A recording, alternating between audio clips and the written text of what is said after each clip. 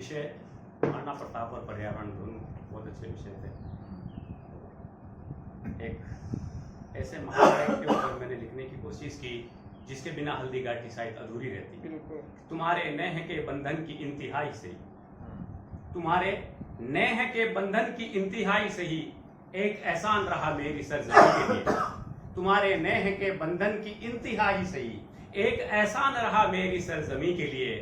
कारवां वक्त के साए में गुजर जाता है, भीड़ में कौन ठहरता कभी किसी के लिए, ठहरता कभी किसी के लिए। तो नेह की बंधन की एक इंतहा साहब के यहाँ पर एक काव्य गोष्ठी जम रही, और एक और नेह की इंतहा आई थी कि उसने हल्दी घाटी में वो कर दिखाया जो अकल्पनीय था। उसने कहा कि मनुष्य श्रेष्ठ होता है या पशु, कर्म गति से उसने दिखाया था। और एक इसकी भूमिका में छोटी सी रखूं कि एक बहुत पहले शायद 60 के दशक में एक फिल्म थी साहब जय चित्तौड़, उसमें एक गीत था, महारानी जो होती है मेवाड़ की राजमहिषी पटरानी आज विदाई ले रहे हैं, मुट्ठी भर लोग अस्मिता की रक्षा के लिए, मेवाड़ की आन बान शान की रक्षा के लिए एक बहुत बड़े एक जन सैलाब से भिड़ने के लिए आज अपने स्वजनों से विदा ले रहे हैं। तब मेवाड़ की महारानी अजयते कहती है कि ओ पवन वेग से उड़ने वाले घोड़े, तुझे पे सवार है जो मेरा सुहाग है वो, रखना रे आज उनकी लाज। तेरे कंधों पर आज भार है मेवाड़ का, करना पड़ेगा तुझको सामना पहाड़ का।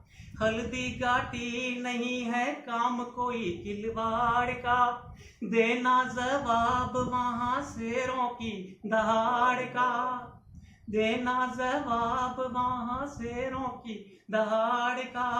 वक्त है तूफान का तेरे इम्तिहान का, रखियो रे यार उनकी लाज। तब शायद चेतक ने कहा होगा कि हे जगदम्बा, मैं बोल तो नहीं सकता क्योंकि जुबानें तो अक्सर मुकर जाया करती है, फिसल जाया करती है, लेकिन भगवान कृष्ण ने अगर यदुकुल नाथ ने गीता में कर्म गति को लेकर के कहा है कि न जेते मृते वा कदाचित न भूत्वा भविता न भूइ अजो नित्य शाश्वते न हन्यते हन्य माने शरीर। तो है माँ, मैं हल्दी घाटी में अगर काल भी सामने होगा, काल क्या महाकाल भी सामने होगा, मैं वो कर जाऊंगा, तेरे सुहाग के ऊपर आंच नहीं आने दूंगा। और युग युग ये बात दोहराएंगे कि पशु श्रेष्ठ होता है या मनुष्य श्रेष्ठ होता है। जहाँ भाई भाई से बदल जाता है वहां पर मैं कर्म गति से वो कर जाऊंगा। तब लिखा साहब कि चेतक तेरी गौरव गाथा रण में अडिग हिमालय थी, महाराणा की आस पूर्ति पावन एक शिवालय थी।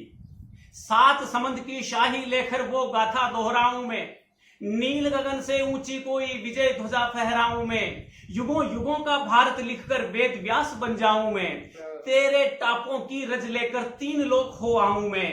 नहीं मिला है नहीं मिलेगा कोई और तेरा सानी, काल खंड में काल जयी तू बलिदानों में बलिदानी।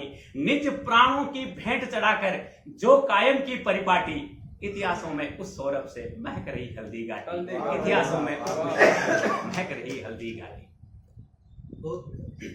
महारानी के अमर सुहागी चुड़ले का बुझबार लिए, कुमकुम बिंदिया मेहंदी पायल नख शिखा तलक श्रृंगार लिए। जिसके ऊपर आरोहित था मेवाड़ धरा का रखवाला, हल्दी घाटी का अजय पूत वो मेध पाट का मतवाला। जर काया ऊपर जिसने रखी स्वतंत्रता अविनाशी, पत्थर पत्थर थे सिंहासन सेना नायक पर्वतवासी। कष्टों को जिसने सहा बहुत पी पी करके कड़वी हाला, वो एक लिंग का अटल पूत जो नील गया विष का प्याला। साम्राज्यवाद की आंधी में वो अडिग अकेला खड़ा रहा, सारी दुनिया नतमस्तक थी मेवाड़ी गौरव अड़ा रहा।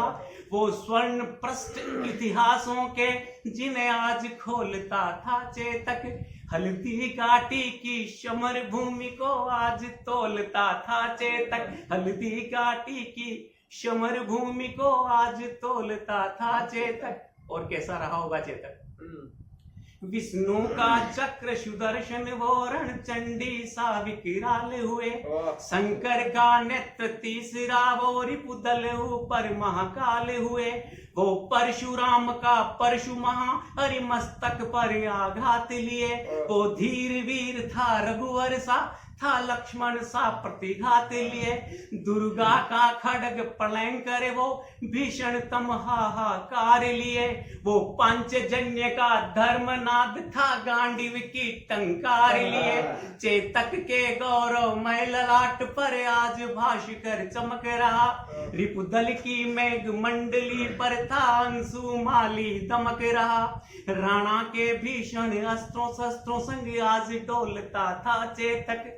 हल्दी घाटी की समर भूमि को आज तोलता था चेतक। एक काल्पनिक एक फिल्म में बाहुबली में लिखा था कैलाश खेर ने कि वो एक काल्पनिक एक दक्षिण की एक मूवी बहुत सफल मूवी आई थी फिल्म कि कौन है वो कहां से वो आया चारों दिशाओं में तेज सा वो छाया। जिसकी कथाएं जिसकी भुजाएं बदले कथाएं भागीरथ तेरी तरफ शिव जी चले देख जरा ये विचित्र महाया।